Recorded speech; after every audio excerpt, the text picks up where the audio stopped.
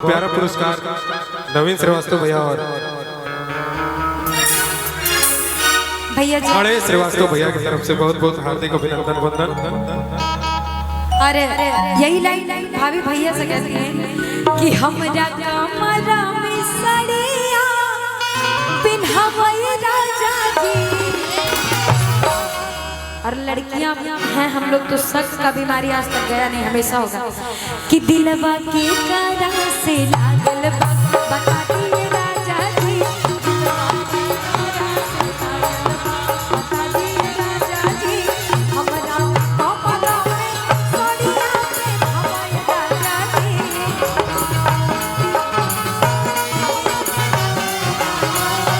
हमरा कमरा में सड़िया पिन्हावई राजा जी। दिलवा के करा से लागल बतावई राजा जी। दिलवा के करा से लागल बतावई राजा जी। दिलवा के करा से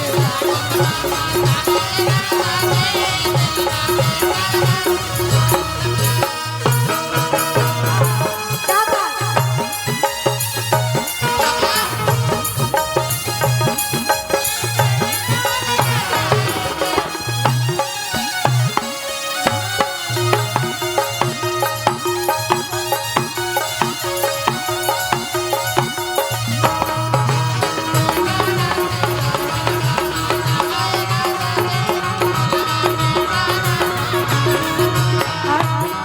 जब भाभी भैया से थोड़ा धीरे धीरे ताकि सुनाई नहीं दे।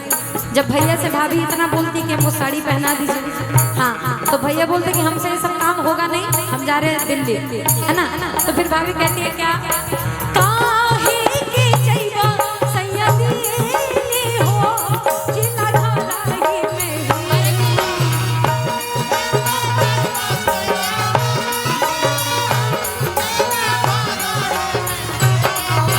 काहे के जइबा सैया दिए हो जिला घराई में। अरे जवन जवन कहबा तवन मेरे हो कि जिला घरही में। कि जवन जवन कहबा तवन मेरे हो जिला घरही में। जवन जवन कहबा तवन मेरे हो जिला घरही में। अरे जवन जवन कहबा तवन मेरे हो जिला घरही में। जवन जवन कहबा तवन मेरे हो जिला घरही में। जवन जवन कहबा तवन मेरे हो जिला घरही में। जवन जवन कहबा तवन मेरे हो जिला घरही में।